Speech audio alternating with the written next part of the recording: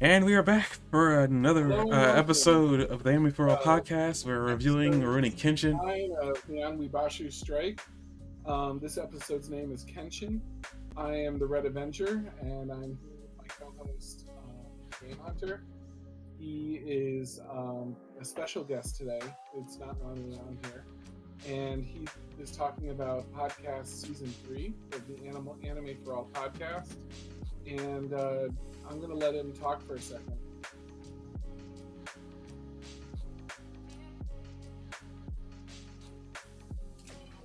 All right. Well, that was very inspiring and fresh. Um, Today's episode is https://www.crunchyroll.com/watch/capital G, capital P, capital W, capital U, capital K, capital D, capital 9, capital V, capital 2, slash D dash Anime dash strike for your reference.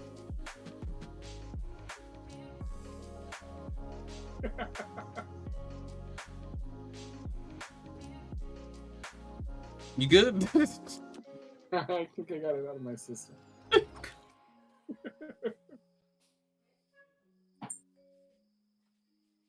As I said in chat, I'm letting this happen.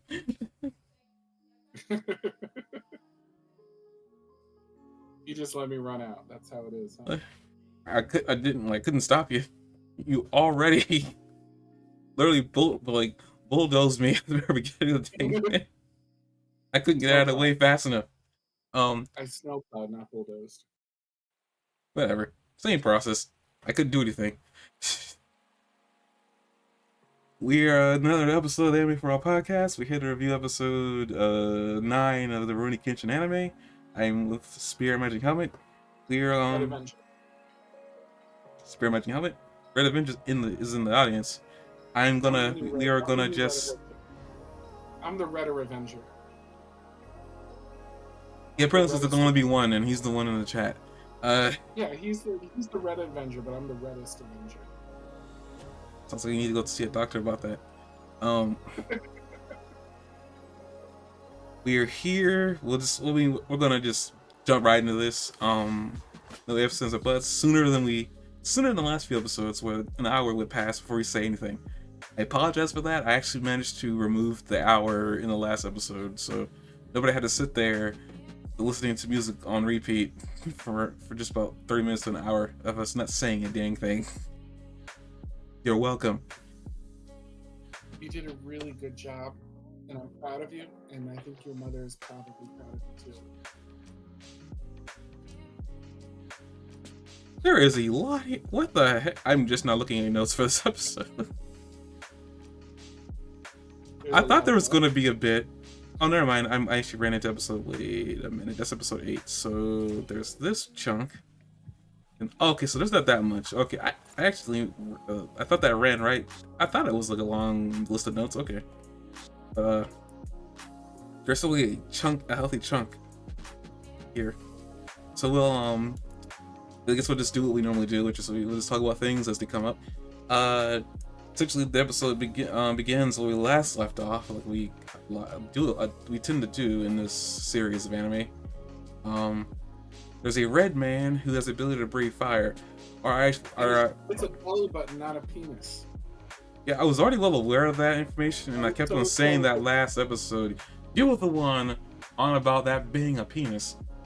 Red Avenger. So what happened is at the end of the last episode, he had this little nubbin that was right on his waistline, and it's not where a penis goes. And I'm sorry, it's not where a belly button goes.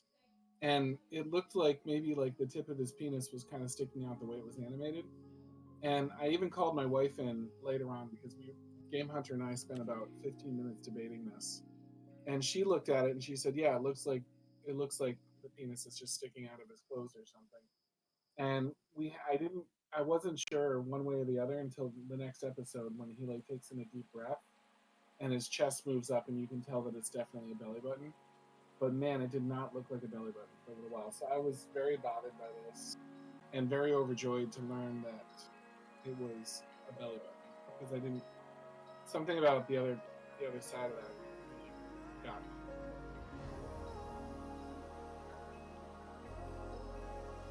So he breathes fire. I knew that was a belly button. I don't know why you were concerned that was a. You know what? We're gonna move on. But I guess like on a side note about this character in particular, um, I mentioned that, and I'm probably gonna mention this throughout the course of this review. So be prepared to hear the Game Hunter talks about him watching the the other version of this from a long time ago. I remember this when I first, discovered this show or this manga, whatever. I remember all the way up to this point, because I was still pretty new to anime. I kind of like this was something I discovered a few years later after watching Dragon Ball Z, Naruto, Bleach, Yu Yu Hakusho.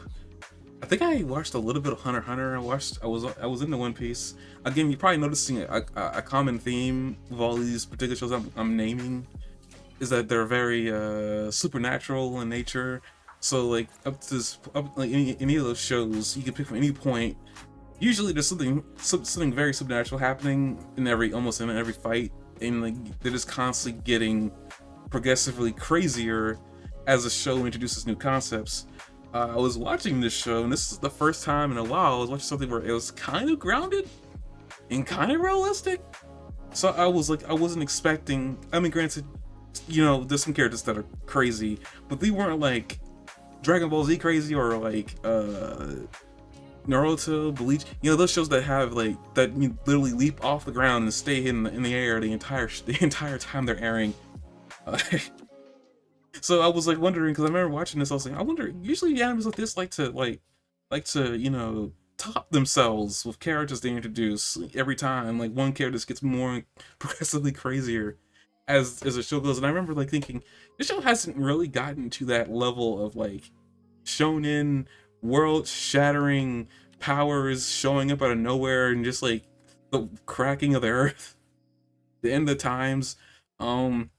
I remember watching this and I was like, this show has never gotten to that point. It hasn't even shown me, like, you can make an argument Kenshin's sword play, but like none of his sword play at this point, up to this point, had been like altering the very physics of the world.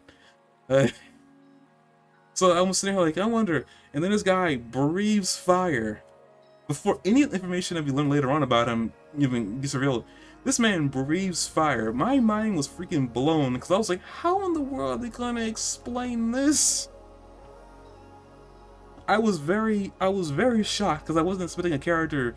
First of all, the character design was already off-putting as it was. I mean, he was a red giant man, looking ogre. It only had like 4 teeth, maybe 2 if you want to count each half of those teeth as one tooth. I was already off-put by his design. And then he breathes fire. I was shocked because I was like, is there gonna be like supernatural powers in this show? Later on, I get information. I get information further about that further in the show. But up to this point, I was confused because up to this point, I was watching it. It didn't get crazy. It wasn't like. I mean, Kenshin, Sonosuke are probably the craziest. You got Jin. That was probably the most crazy character up to this point. Up to this point, that wasn't really real or grounded all that much in his fight with Kenshin. But up to that point, nothing crazy was happening. So I was under the assumption that maybe it was just gonna remain, soft tone, and it wasn't gonna get that crazy. The most crazy that are gonna probably happen is like we want to get into sword skill. We're gonna get into like sword play fights that characters matching Kenshin. I was not expecting. First of all, I gotta breathe fire. You're about to say something. No, I just mentioned that when you were describing how he looked, I just mentioned belly button. What?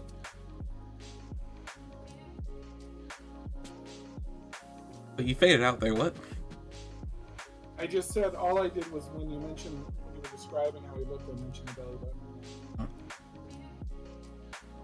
But yeah, I was like disappointed when I first was watching this for the first time because I wanted to actually get into it. Because I like when they were airing this or putting commercials, it wasn't really all that fantastical. It was like, it was cool. I mean, if you like samurai, you could probably get into the show.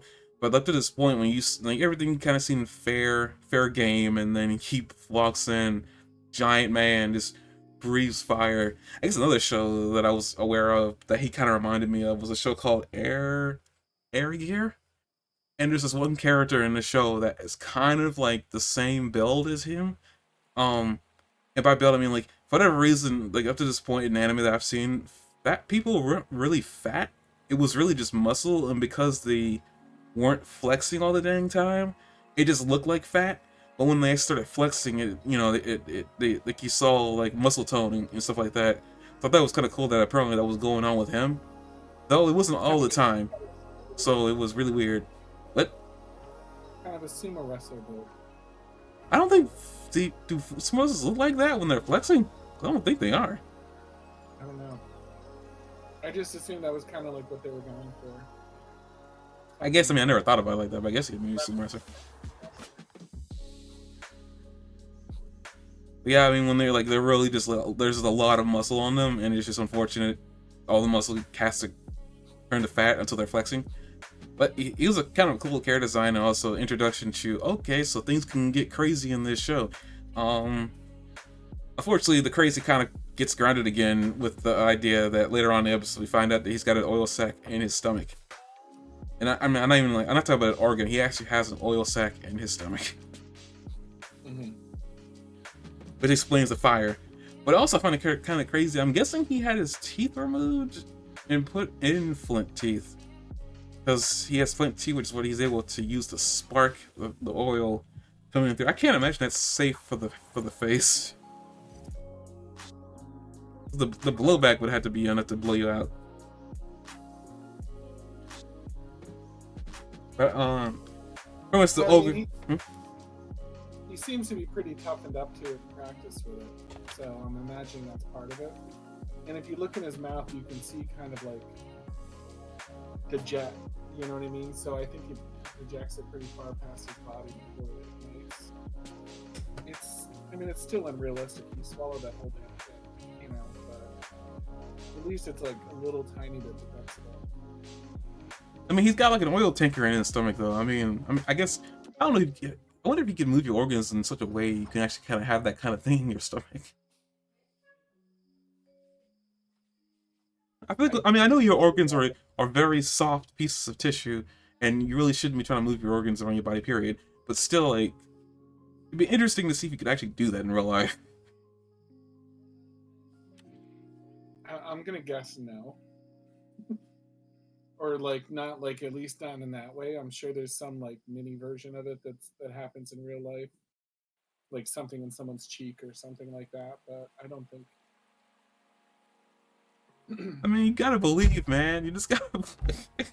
Fire breathers are like fire breathers are a real thing. Like they're, you know what I mean? But they're not really fire breathers, right? They're just eating fire or like putting the fire out in their mouth.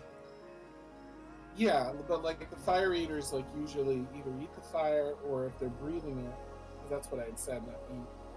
Then they breathe out like something that they've got inside of them, but it's an external fire that they're breathing into, not like contained within their mouth where they can make a spark with their teeth. I don't know. You just gotta believe. You just gotta believe that out there's a Peter Pan. I don't know where I'm going with this. I don't know where you're going with it either. I probably wasn't going anywhere with it, so we're gonna stop because I wasn't going anywhere with it. Pretty much you have this man who had Taco fighting with Sanosuke, and Sanosuke goes into a brawl with him because he has no weapon. I think his speaking kind of has a weapon. It's like tube in his mouth, but we're not gonna get into semantics here. He starts fighting him and breathes fire on him. It doesn't, like, it only damages his arm. Apparently it's not doing that much damage to him, like fire burns. So fire burns are kind of hurt. I'm surprised he was like able to withstand that. But first, they made him sound like he was more injured than he was letting on.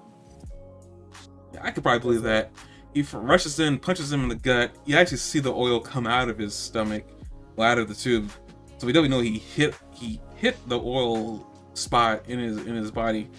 And pretty much she says, "You come close in. Thank you for that." And he attacks him with a fist. And I think Kenshin gets involved and then blocks it. Hold up, 1 minute. Why I try to confirm this? They mute that. Kenshin stepped in because he identifies him as dangerous, and he says like, "You're not gonna hurt a hair on my head." I think speaking of dangers, actually, I want to point out something that's really, really weird because I don't really. I feel like this is how they stack their power levels in this group. I think it's wrong. Apparently, he's stronger than Bishimi, the guy with the drill bits. Why not? I feel like the Bishimi guy is more dangerous than he is. If I had to be honest. That shoots things like tacks, you mean? Like the tack shooter? I mean, the little rock guy, yeah, the guy with the rocket fingers. Yeah, they called those tacks at one point. That's why I was saying that. Oh, I wasn't sure. That's okay. He, I mean, he seems more effective in different ways. I would say they're kind of probably on the same tier, wouldn't you? I guess, but I mean, on the tier ranking though, he's underneath Hoitoge. Like, I mean, that's what that woman said. Megumi said that he's weaker than he is. And I just find that really weird. I mean, granted, I mean, there's a difference between physical strength and projectile strength. But I just found it really weird that he's stronger than he is, and it's like weird. Is he really stronger, or is it that, or is it just that like he has more? Because he's got stealth and he's got his sniper ability and he's smarter, you know what I mean, more compact. Maybe they just find him more useful and not necessarily better.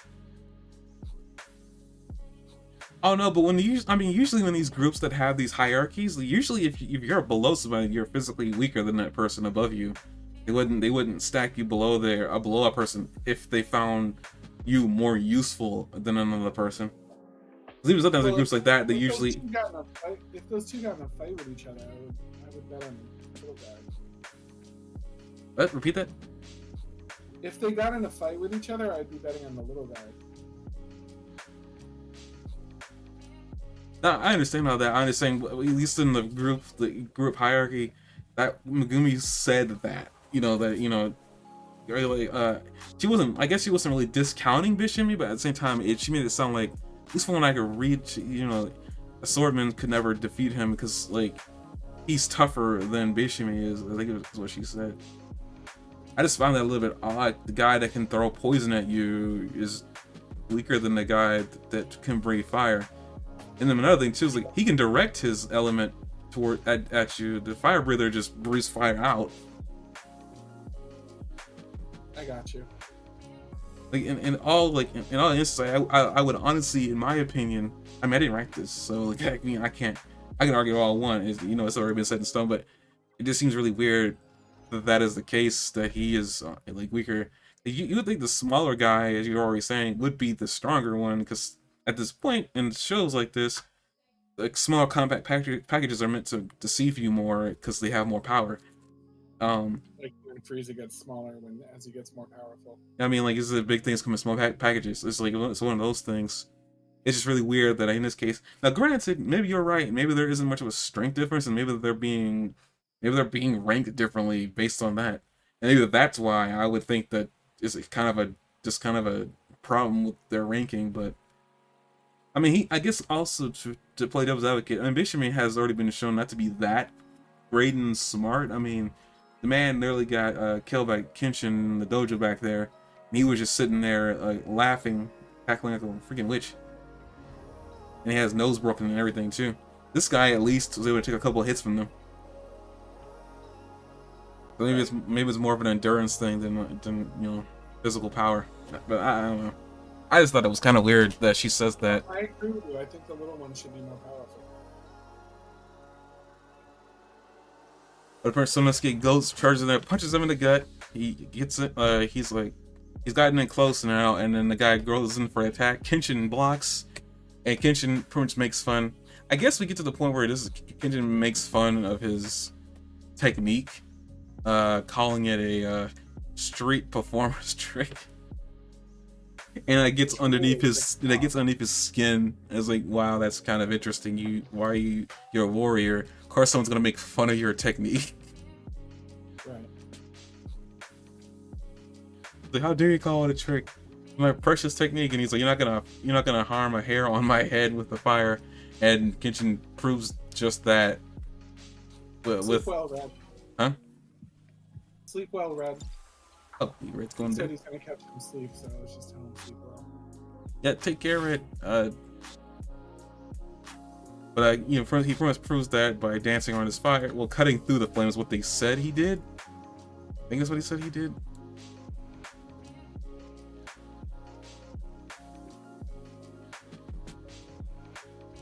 I guess another thing too is apparently Sanosuke's quick enough to get out of being getting a direct hit by fire. He seemed to also be able to like direct the fire because you see him like flourish the sword at one point. The fire just kind of tries to get it. So I got the impression that he was like able to like direct the fire as well. And maybe he could direct it a little bit, but I mean, like not a pyrokinetic, I would say. I mean, I don't know. He was doing a good job. I mean, right there, I mean, he's able to direct it. I guess he's able to put, you know, wherever he was facing the fire would flow. I don't know if you can really consider. Man, he kind of hopped like a loogie. Maybe there is some control there. I don't know. The Kenshin like pretty much just like cuts the fire consistently. Like he's not he's literally not gonna touch him. And then we see Megumi about to run off like she does several times in this episode, trying to get away. Unsuccessfully. Gets caught by Kaoru saying, "Why are you trying to leave? He's doing this for your sake. He said he's here to watch." And she's convinced that, you know, Kenshin's only getting lucky. They probably better buy time. You know what's interesting about that is Kaoru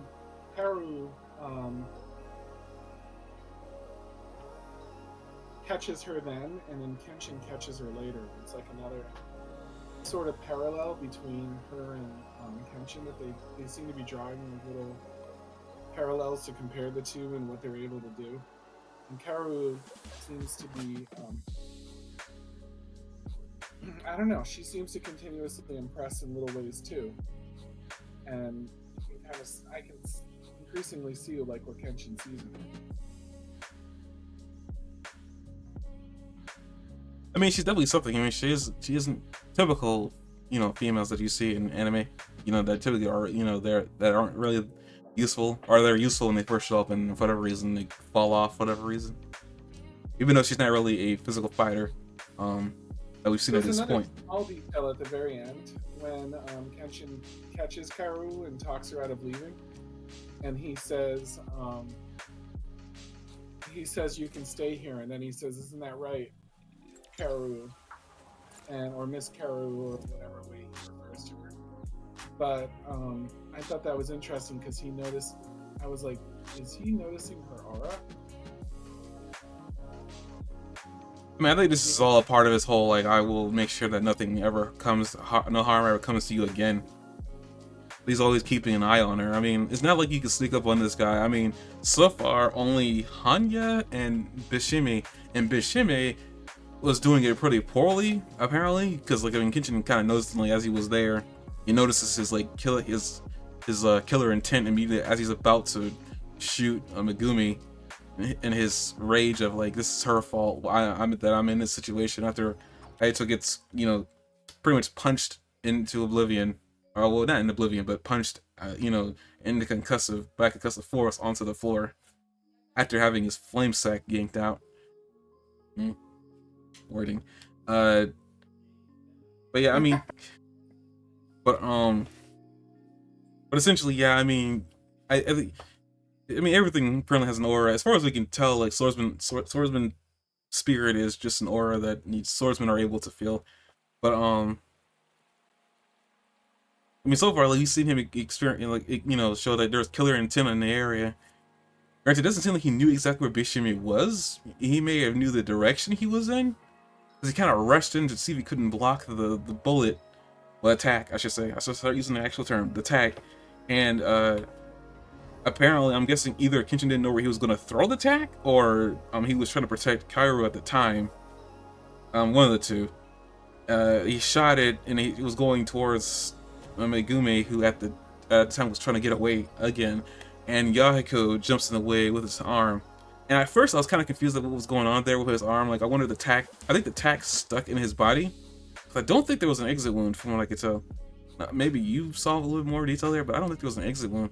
I'm guessing the attack was inside of his arm, or if it hit him, it fell out. You mean when he blocks it? Yeah.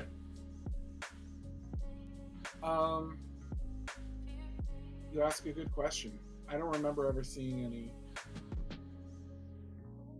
And so that's why I assume it's like either one of two things, is that when it hit Yahiko, it was like a bee sting and it just hit him and it fell out, and it was just enough of a contact for the poison to get into him. But like, I mean, either way, Yahiko gets hit and then he's like, you're gonna disagree with me, but do you think the plot just kind of forgot about that?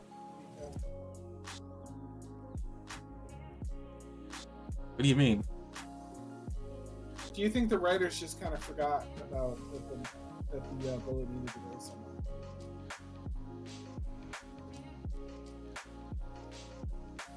No, I mean, there's a couple ways that you can explain no exit wound. I mean, a lot of times things, especially with poison, usually does just dissolve in the bloodstream. And we don't know how big those little things are. I mean, we always see them from close up, so they always look bigger than probably what they actually are. I would think, and it's possible that maybe it just hit him in the arm, and it just fell down. And maybe they didn't feel like animating that.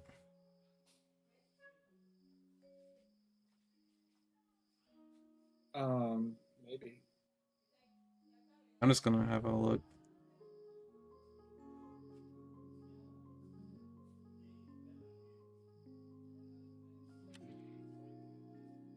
Yeah, actually, now I'm looking at it, like, anytime he's about to shoot those things, you don't even see him in his hand. No, they're like bullets. Like, I saw them as symbolizing bullets. I don't know about the size. I always pictured them being bigger than what they actually are.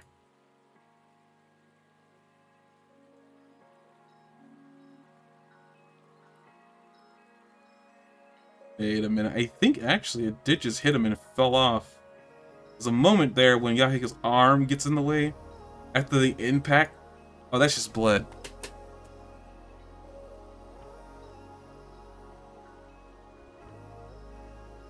Oh, you know what? Probably what happened. I mean, this is probably the easiest way to explain what happened.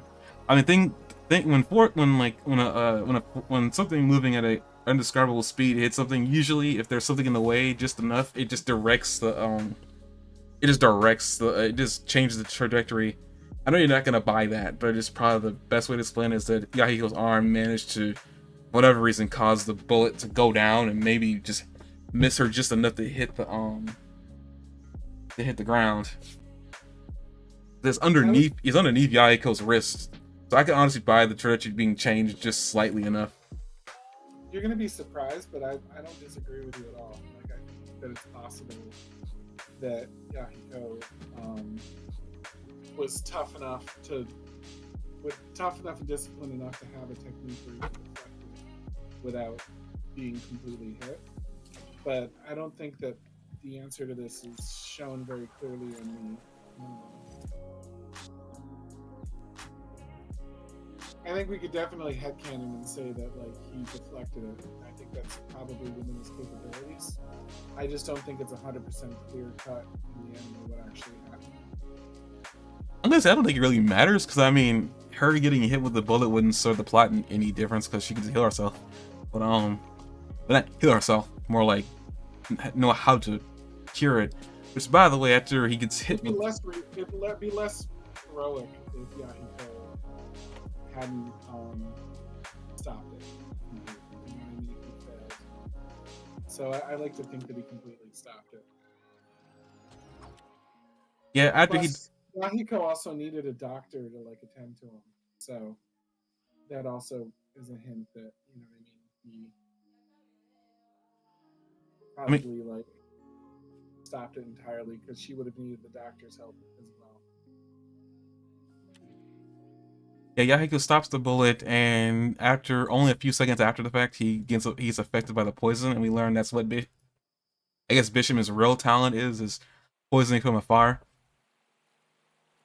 And after this happens, Yahiko's on the ground. We have to see another side of Kairo being really concerned. I would say like an older sister kind of. So Yahiko on the ground being poisoned. Kenshin sees this, he gets angry, and he goes right after Bishimi, attacking him, only for him to realize that he hit a piece of wood. I thought that was kind of cool because that's just like one of those like supernatural ninjutsu things where they instead of them being hit for the reason they always have a log or something in place. Mhm. So I thought that was kind of cool. I was like, wow, that's a definite Naruto reference. And then we see Hanya, who apparently Kenshin didn't even know he was around, or maybe he had a sense that maybe there was another person, but he couldn't tell where he was, or his like or like how dangerous he was. And Hanya gets in, is able to somehow pick up the big dude and also get Bishimi in, I guess, in a single instant of him moving. And we find out later that he does it while badly injured too. No, Kenshin, that wound that he got by the liver was because Kenshin had a reaction. Well, a reaction attack. Right, a counterattack. Yeah, but he wasn't injured until Kenshin did that. But when he got away with both of them, he was wounded, which is what I'm saying. But he didn't attack anybody after that. He just ran. He ran and carried them off, even though he was so wounded that he wouldn't be able to fight for 2 to 3 days. You're saying that he was fighting with a wounded, but never mind. Maybe I misunderstood. But Kenshin, and he's starting to talk to Kenshin. He's like, "You're the one that started this fight. I had no intention of stopping you, but leave the little one. We need him to detoxify." And I guess Hanya just still is like, he may think he may not be able to get Megumi right this minute, but he has no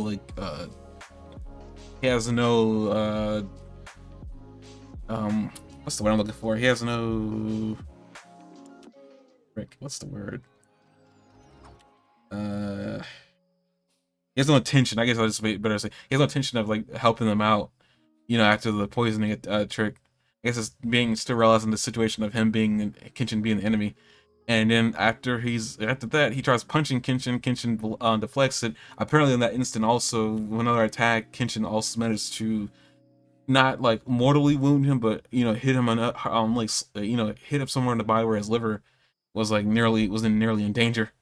And he pretty much gets away, as you said, wounded with carrying the big guy and the small guy and running away with him. You also find that Sanosuke apparently is able to recognize that he's a Shunpu master, like a really well-versed Shunpu master. That was interesting. I thought it was Kempo. Might be Kempo, and I might be misremembering. 1 minute. I thought it was Kempo because I recognize Kempo. Like, I briefly practiced Kempo. I took Kempo for like a year.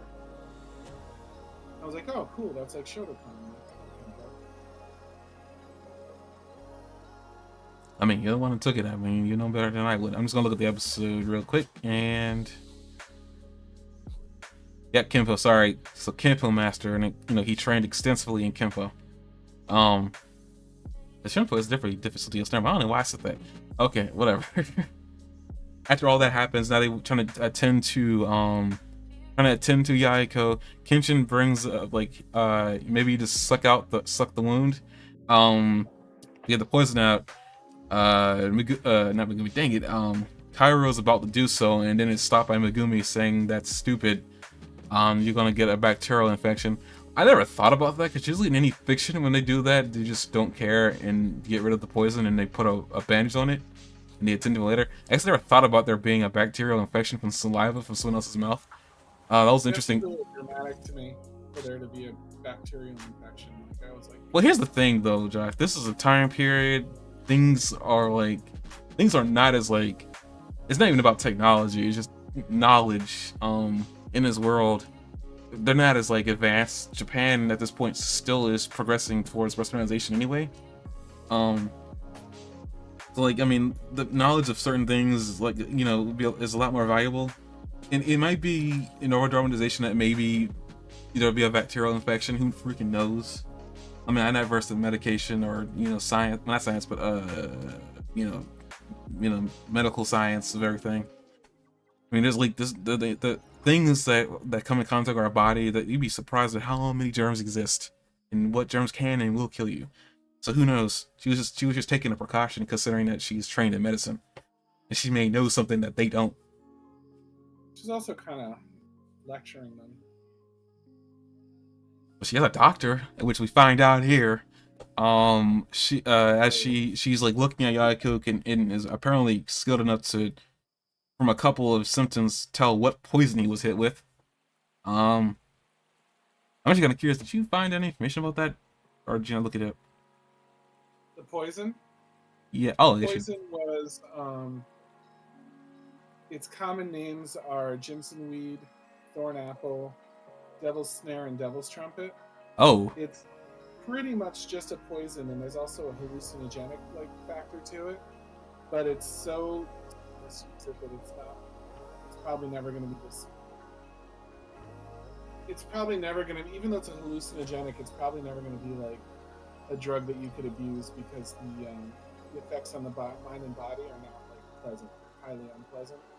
So you get hallucinations, but they're unpleasant ones. So, or delirium or something like that. So it's not going to be like something that you're like going to be thrilled to be able to do. It's a type of nightshade, but it's interesting because in the late 18th century, which is this time period, James Anderson, the English physician of the General of the East India Company, learned of the practice of using this in traditional medicine, one of the primary active agents, which is atropine, which is supposed to treat certain types of nerve agents and pesticide poisonings. It's supposed to treat those things, and also like treat some types of slow heart rate. So the atropine, one of the primary elements, can be extracted and used in medicine. And it was attempted to be used in traditional medicine over the centuries. Like the leaves were smoked, usually in a cigarette or a pipe. So that was popularized in the late 18th century, and the Chinese also used it as a form of anesthesia during surgery. And there was a lot of early folk medicine like uses for it as well. But like obviously they're folk medicine and they're not accurate. But William Lewis in the late 18th century, when this was here as well, said that the juice could be made into a powerful remedy in various convulsive and spasmodic disorders, epilepsy, and mania. It was also found to give ease in external inflammations and hemorrhoids. So it was believed in the late 18th century to be much more useful as a drug in different ways than it is today. It was also used as a treatment for asthma, and like it was thought to provide relief for asthmatics in antiquity and things like that as well. So there was a lot of belief, specifically in the late 18th century, of its medicinal uses. It has some medicinal uses, and it's been used for things since antiquity, like as a traditional folk medicine, but not necessarily. Huh. Interesting.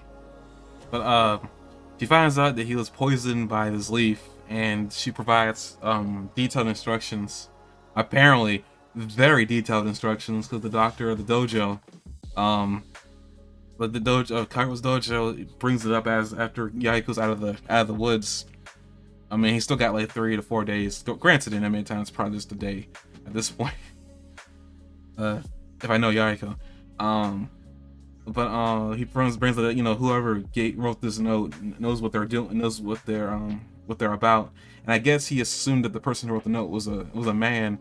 But when Cairo brings up that, I thought she was just a bitter woman, which is an interesting way to look at her. I was like, geez, they really went with that route, didn't they? But okay. But he brings up, it's a she, and then he immediately guesses it's Megumi Takanani. And we find out, her background, that, she belonged to a famous group, a family of doctors who initially were under a shogun at a time.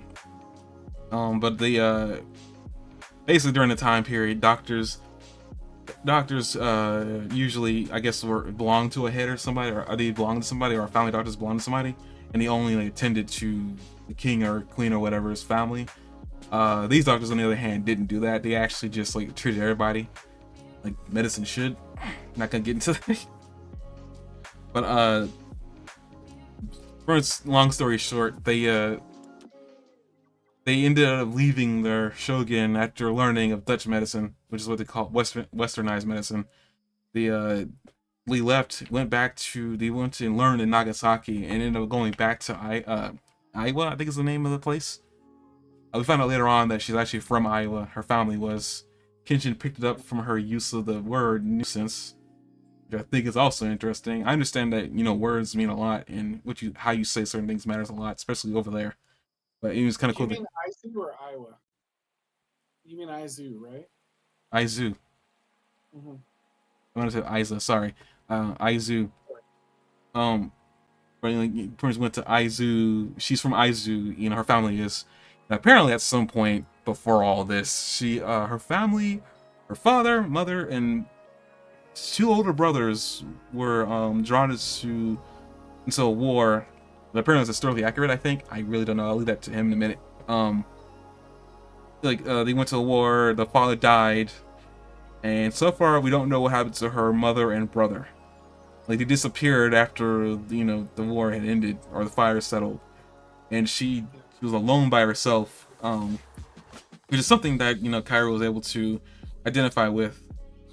And after all this is said and done, Kenshin doesn't think it's best for her to be by herself right now, and suggests that Kenshin would also, like, on top of Kairo relating to being alone, Kenshin would also be able to relate to trying to change your life after a bloody past.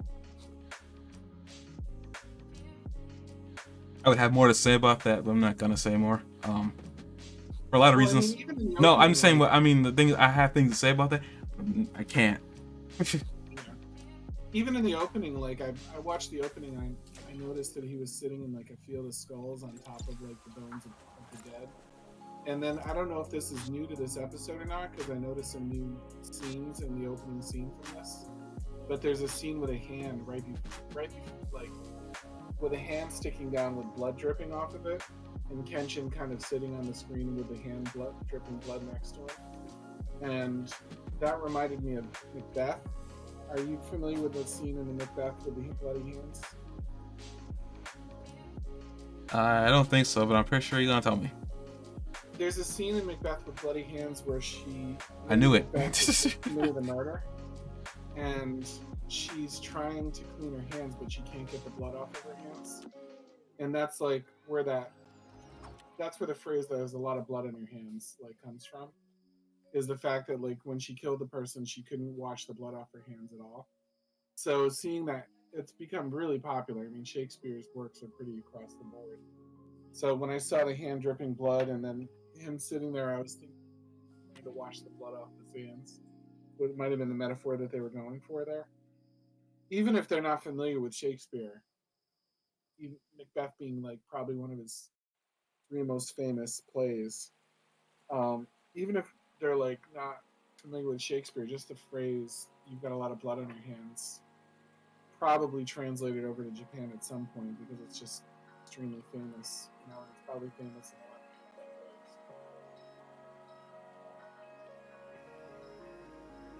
No, I agree. I'm just like looking. I gotta say, I bet Shakespeare is upset just right now because if I'm right, he came from an era where he wasn't really appreciated, and people didn't like him, and just a lot of crowd going on about him. He was prolific. He came from an era when the playgoing was considered kind of like the playhouses were back where basically hung out among the whorehouses and the bear baiting. Bear baiting was basically like fighting bears. You know what I mean? Like kind of cockfighting with bears. So it was often the fringes of the place, but they had special seats for the royalty and stuff like that would go see it anyway. So it was kind of like a guilty pleasure of royalty to go see these plays, and he'd have like a lot of like force and low jokes for like the penny seats, you know what I mean, the crappy seats. But then there'd be these fancy, higher seats, and he would be very aware that that audience was there too, and he would write certain parts of his play to like appeal to both audiences. That's why Shakespeare can be like a really interesting combination of gross humor and then like high elevated humor as well, because Shakespeare had two very distinct audiences coming to his plays. Well, what I was trying to get at was I'm pretty sure he's actually kind of upset. I mean, whatever, what you already believe. I just find it kind of funny, like if he was here, if he was able to time travel, it's like his stuff is being way more appreciated now. Well, not even now, like at some point beyond his death. I mean, that's what happened to a lot of artists, but I feel like I feel like they'd be really upset at the point because like people are like all over his works of art. I mean, honestly, they're trying to understand him, which is really what they're doing. But still, like, I mean, his art is popular. Not art. His plays are popularized, and people go out of the way to go to playhouses now and watch watch the plays play out. There are actors who really want to be in these in these plays and stuff like that. It's probably really upsetting to him, like, that he's appreciated now versus when he was alive. I mean, I understand like a lot of artists aren't appreciated when they're alive, which is really messed up. But like, um, kind of like People how. quote people quote Shakespeare all the time without even knowing it. Like that's how pervasive he is. Like, have you ever said there's a method to my madness, for example? No, I'm not looking over my shoulder at Shane. If you've ever said there's a method to my madness, you were absolutely quoting Hamlet, because Hamlet says that part of part of the Shakespearean play.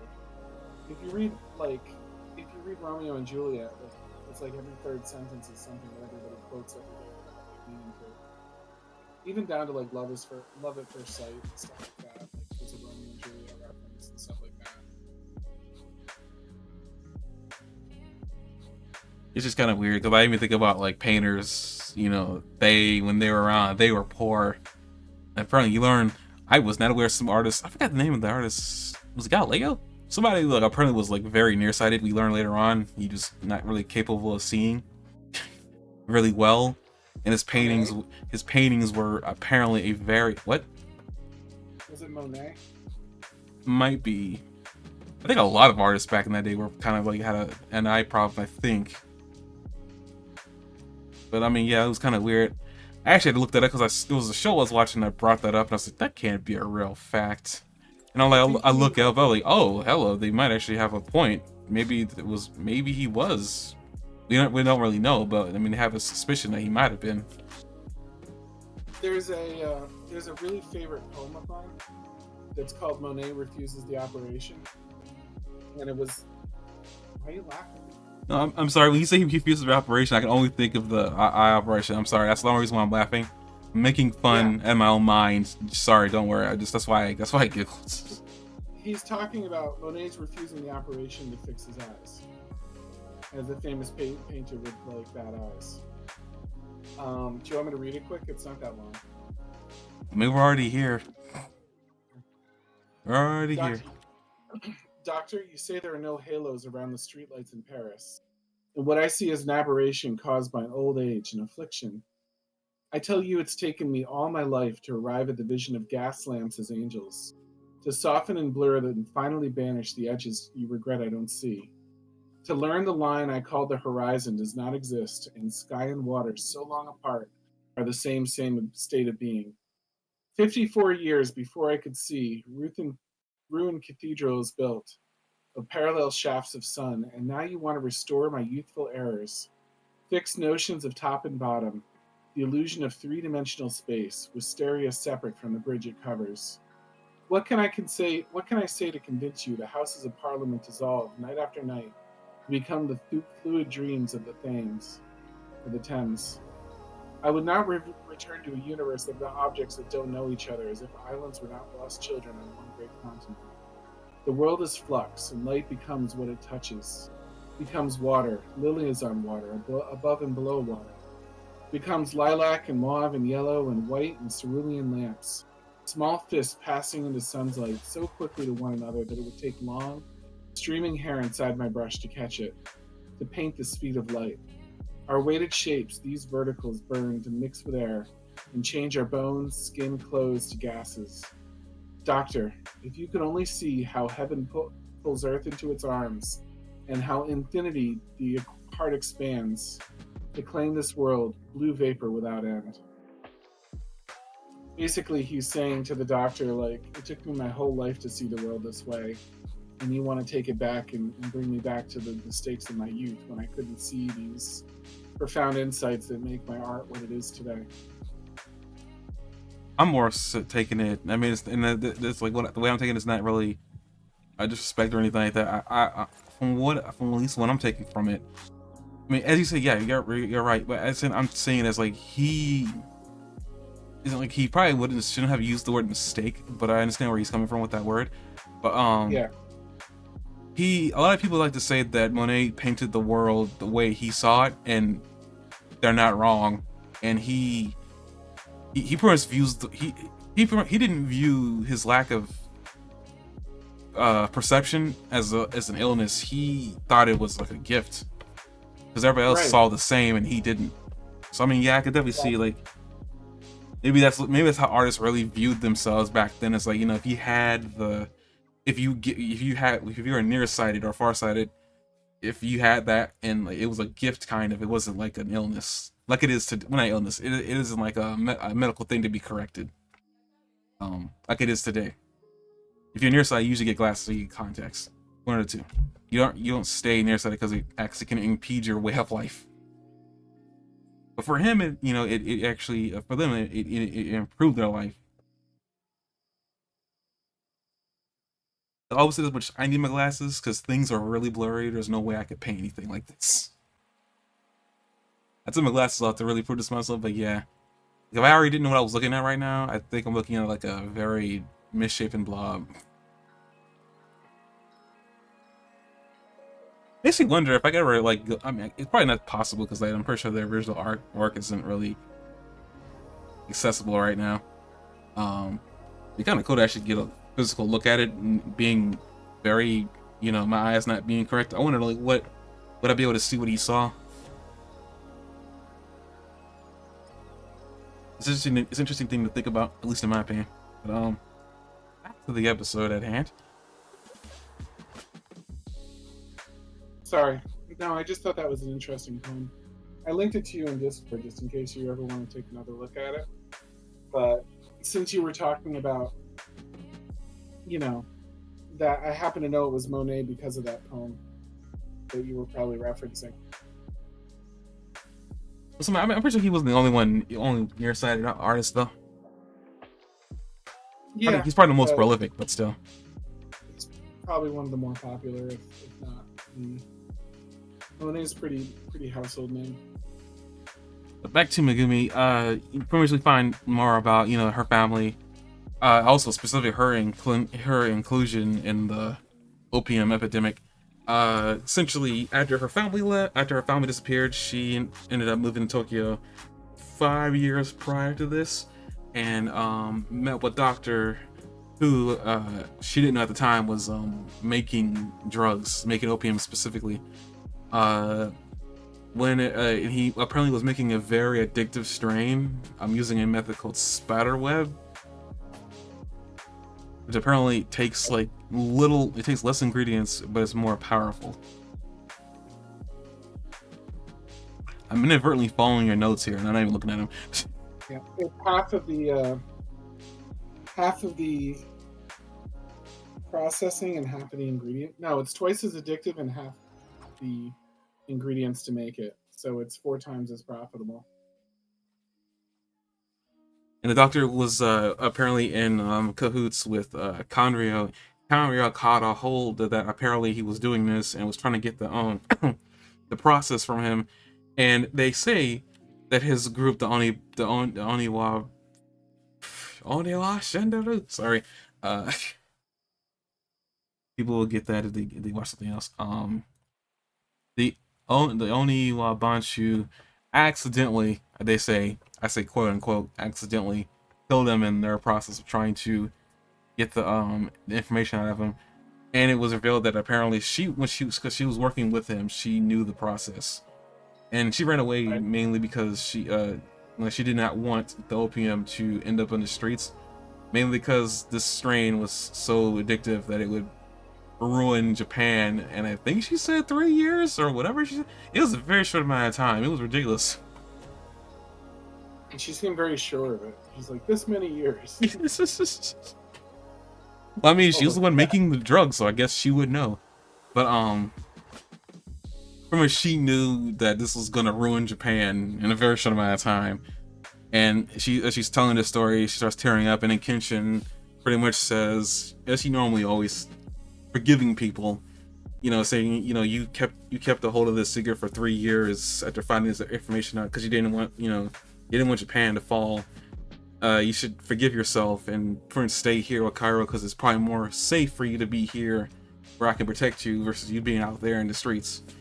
And he does this and then turns around and says, are you alright with that, Miss Cairo? And then she walks out because apparently he knew that she was standing there along with Sonosuke and Yahiko still on the ground, the doctor, creepily standing there. But first they had this conversation, and then they had to throw this in there because the obligatory. She's in love with Kenshin. She really speedily walks up to her and then whispers to her, "You better make a move on Kenshin," and she's still confused. Her eyes were wide too, so I was like, she was confused. I could see her on her way to falling in love with him too, because she goes on and on about how he continues to impress her. But what I really saw there was that they focused on Sanosuke for a long time while that conversation was going, and he had they just of all the characters that were there, they focus on him and they kind of pan in on him on 1850, and they cut back and forth, but they keep cutting to him like it's significant. And I think the editors might have been kind of giving us a hint that there might be a little feelings brewing there. I kind of ship those two at this point. I can see. I don't remember. I feel like a part of me does, and a part of me is we're having that fight in my brain right now, so I don't really remember. I mean, I could see it. Signature 1850. No, I remember the scene you're talking about. I'm using my brain right now. It's been burned there. I could pull that scene up around my memory right now, and I'm doing it as we're speaking. But it's one of those things. Okay, I feel like I remember this information. I just don't know how reliable it is, considering the iteration of this show that I watched from a long time ago. Yeah, I can see. I don't know how old she is. She maybe 19, 20. And she's older than Kaoru. I mean, for crying out loud, Kaoru called her a mean-spirited woman. So it's to me that hits that apparently she's older than her, probably by not much, but she's older than her by a little bit. And she sees her as competition for Kenshin apparently, so there's a couple things there. For sure.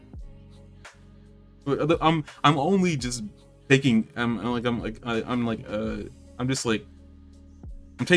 taking hints from what I'm seeing right now and saying, okay, I'm guessing that her age must be around there. She might be closer to age in Sonosuke, and that's probably why if they are going to group them and pair them, he'd probably be the closest one that they would pair her with. I mean, and they kind of have a connection a little bit, they have their own, both of them have their own background where they got left behind or by somebody that they looked up to or cared about. I mean, for her, it's her family. Generally speaking, Sonosuke lost his family too, the army that he was with, so and the opium killed his buddy, and he's there trying to get revenge for that, so they got that connection too. And him learning that she's been trying to keep the opium from the streets is also interesting too. I will say another thing too. Kenshin brings up. He might be getting interested in her based on all of this. It makes a lot of sense. I find it interesting too that as he's saying that Kenshin just he's pulling information just from just looking at her. What was I about to say?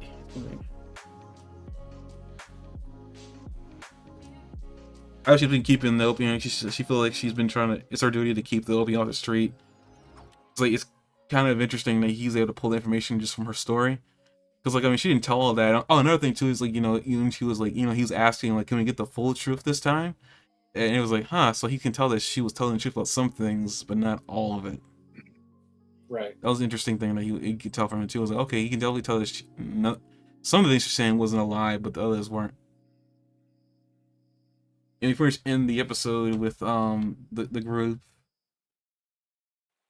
I guess all together trying to plan what they're well, at the end of the episode, but at the end of this little scene that they're trying to like figure out what to do with the Wabar group, and we go to the leader, who that's Shiori. That's not his name. Crap, Mason just shows up. Are you talking about the ship guy? The guy on the ship? The leader. What's his name? It's here somewhere. Ayoshi Shinomori. Okay. We go back to him, and then he's reporting in with his group, and he found out Hayuto and Benshi were useless. The way he talked about it, he didn't seem like he was shocked. So he didn't seem all that upset. But he also doesn't come off as a leader that would like kill off failure, though Kairo did. So who knows what Ayoshi's real motivations are right now. But he didn't seem all that shocked, but he also didn't seem all that disappointed. And then he was asking Hanya how he was doing, and Hanya says that I barely got off with just a scratch near my liver. I won't be able to do much right now, but I can, if it's only reconnaissance, I can do that. And essentially, Ayoshi asked him to dig up everything he can on him in 3 days. So I'm guessing that's the timetable before he decides to go out for an attack. That's my guess. So, yeah, episode ends there, and he's like, we just pan to his face, and he looks serious, so we'll get just to see what he's about at some point, I guess, in the next episode, or the episode following. But this episode was really good. I enjoyed it. There's a post-credit scene, too. Did you watch that? Oh, crap. Sorry, 1 minute. Let me fix that. Thank you for reminding me. You're welcome. I sent you a message from... Yeah, you did, and I completely forgot to do that. I watched this thing twice, too, by the way. Without even watching the second the other half. That's funny. But honest, really, money is doing the talking. The sleaze bag.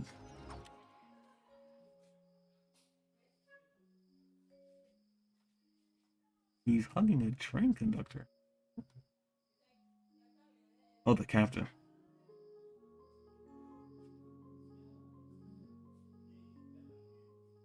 Oh, hello there. What is that?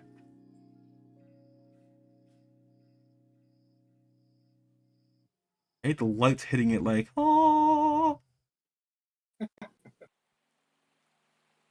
Oh, those teeth, man. Put those teeth away. Jeez, man. Family. This is a family show. So mustache twirling.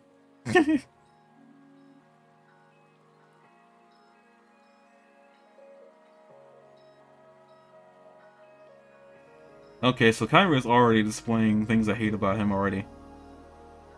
Yeah, but he's just despicable, though. It's not even like... Well, I mean, I hate people like him, though. It's just that, money this, money that. I can tell you what to do because I can give you... I can pay for your... I can pay your living wage or whatever. It's just like... The type of guy he is, is beyond despicable for me. And I guess that goes well with, like... Remember I said in history he was remembered as kind of a pathetic villain? I guess I could kind of buy that, like, being consistent with what he was remembered as in history. You know what I mean? Kind of a crappy villain. Oh, money! Money is everything! But I mean, I guess he's not really... I guess he's a crappy villain mainly because he's not really dangerous. He's only dangerous while he's got these hired thugs working for him. And again, I want to also point out that these hired thugs, by the way, at least the leader, doesn't seem like that bad of a guy, which is also interesting. Before I can tell from his, like, when he talked about his, like, who he's based off of, and that he's remembered to not be a really bad guy. No one knows really about much. It's not that he's remembered as being a pathetic villain. Like, he's... I'm talking about like Ayoshi, not Kanye right now. Okay. he's not being that bad of a person. I mean, they don't really know. He's never shown emotion. It's kind of like, I mean, he's kind of the character. Ayoshi's playing that right now. Like, he's not really showing much emotion. He's cunning. He's cool-headed for right now, and nothing. He's not really like. He doesn't seem all that concerned. He seems like he's got the upper hand. Meanwhile, this guy is working for the pathetic money twirler right there, who apparently bought something that he's very excited about. I can only imagine, based on the way that box was shaped, it was probably a weapon of some sort, and I'm guessing it's a gun. But I couldn't imagine buying a gun makes the most sense historically. I can't imagine a sword being all that expensive. What do I know? And he seems really excited about it. And I wouldn't think a man that lives in Japan would be that excited over a sword. But historically speaking, too, it's probably a really big gun, like a BFG or something.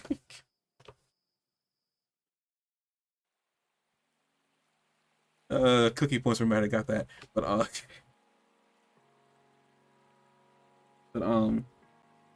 yeah, that was interesting. I mean, the character, it just gets worse and worse. And then all the teeth. I don't think I've ever been disturbed by teeth in a show before, but this is the first.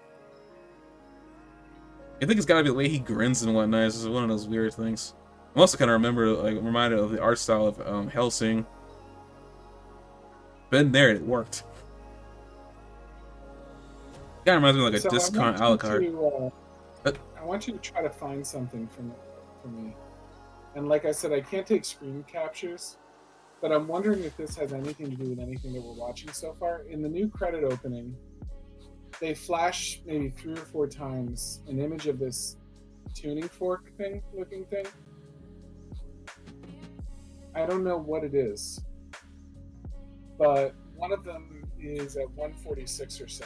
They flash it with a blue background, and it looks like it has 2 berries and like 2 leaves at the top of it. It's got some sort of handle like it could be wheeled, and then there's 2 long, like thin blades, sort of like a stretched out tuning fork on it. I'm gonna burst bubbles here, but I also might be wrong. Who the heck knows? That looks like, and I'm just gonna be honest, it looks like the type of like hair decoration women in Japan would wear to keep their hair in a bun. Like a hairpin or something like that? Yeah. But like he's fighting, and like then they flash it while he's in the middle of battle. And then they flash it a second time while he's in the middle of battle, and a third time, and a fourth time. Because I'm counting them as I watch it, and then a 5th time. All in that same battle scene. They flash it 5 times while he's fighting. So it's just really interesting to me because I don't remember seeing that in the opening before. And I think it's new to this episode, unless I missed it last episode or something like that. But I mean, if you're trying to say that that's what's inside the box, that seems like a big box for something so small. No, I don't know if it's in the box or not. I just don't know if it's connected. Like, it could just be something from his past because they're also showing a scene from the past when he was a man killer. So it could just be like a hint or like a prelude to something from his past and not from the present, which is like where that moment is. But I don't know if it was like something supernatural or if it was like something highly sought after. I mean, back to the whole idea that it's probably a woman's. Just have guns in it. I mean, back to the whole idea that's just a hairpin accessory. I mean, it could just be referencing that maybe it's connected to Kenshin, a woman in his past, maybe. To your point about it potentially being guns, like we've seen someone with 3 guns at the same time already, and like I don't know. I just can't imagine Kyrie being that excited over like even a heroic sword at that point. He would have all the money in the world, like he already does. Like, I mean, maybe he thinks he's found something that helps him make the drug. Who knows? I mean, we know that's what he's after. Yeah. Like, I think that's like what you would consider like a hairpin is what that thing is, that tuning fork thing. Yeah, it could definitely be. I would say maybe if anything, maybe it's connected to a woman that we haven't seen yet that. The part of those 2 characters past, possibly. I mean, the guy he's fighting is a distinct figure. And on top of that, he's also keeping up with Kenshin. Kenshin's actually having a hard time fighting him in the beginning here. He's actually like matching him, like blade for blade.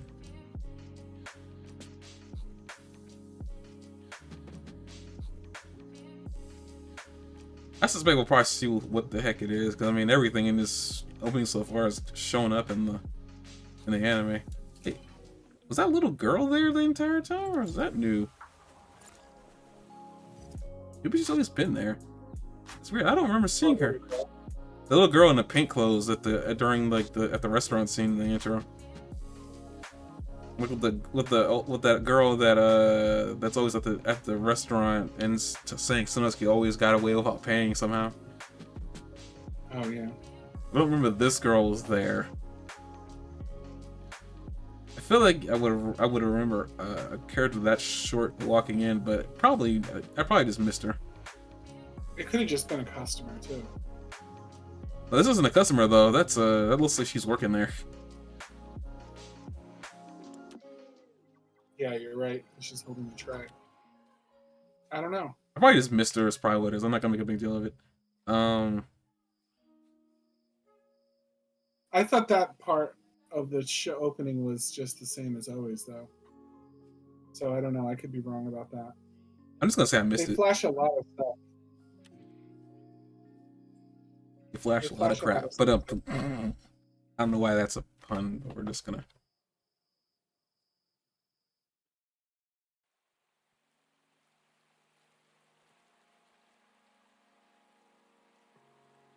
Yeah, I'm just waiting to see if there's anything else there. But yeah, this is an interesting episode. That last bit, I probably could have gone without, but now I have it, so now I gotta deal with the consequences.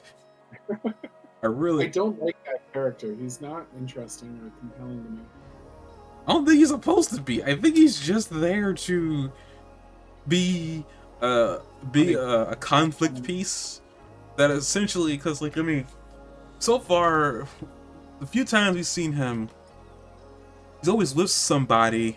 And on top of that, the first time we saw him, he seems to be in company of at least 5 really strong people, and he seems to be walking by the strongest guy of the group too. And that usually leads you to think, okay, first of all, he's not that strong if he's walking with the strongest guy. Either that or he's really well acquainted with him. Who knows? But he already confirmed he killed 2 people and he's enjoying it. He enjoys having the money and the power. Apparently he got rich suddenly too, so it's one of those things like he's so attached to the money. Right. He also wears gloves too for the most part when I remember, so I don't know what's going on there. I'm like, I guess he doesn't want to touch anything. He's just a crappy character. I just don't like him at all. Well, I mean, we'll see him in jail at some point, I suspect. I'll say we'll see him dead at some point. No, Kenshin doesn't kill. Kenshin doesn't kill, but Sanosuke hasn't said anything about that. I mean, maybe Kenshin can be pushed to kill. I mean, he almost killed Jean earlier until Cairo stumped him out of it. Yeah, that's definitely part of the theme here, is to say. So like, I mean, Kenshin can kill. I should say Kenshin doesn't kill. The battle side does, So it's like it's one of those Honestly, things. I could even see Megumi killing him. Like if she got an opportunity. Oh, Magoo, sorry, I mixed her up with Kyra. I don't know. I was like, oh my god, she's so nice though. Why would she? But he said, oh, Megumi. Yeah, I could see her doing it too, couldn't you? Actually, no, her hair's down. Never mind. Wait.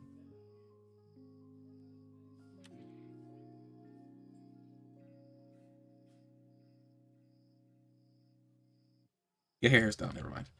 I thought maybe she had the hairpin, but no, she doesn't. It's not.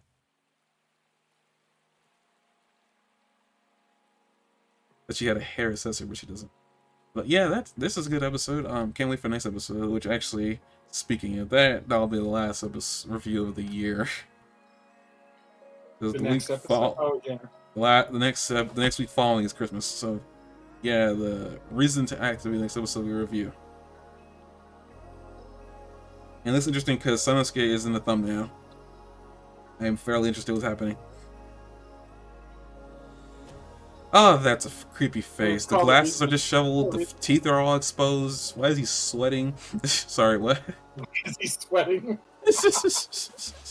Why is he sweating? Just the way you like roll that into the conversation. Why is he sweating? I'm sorry, just his glasses are like a 2D piece of paper on his face. His eyebrows are arched. Just like I could go on. I mean, you gotta stop me.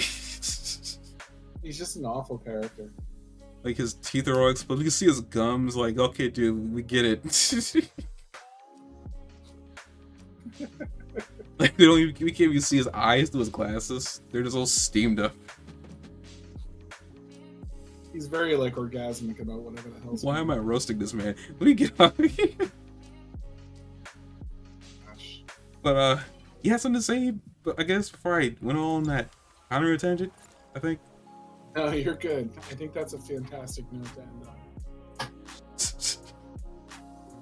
With that note of me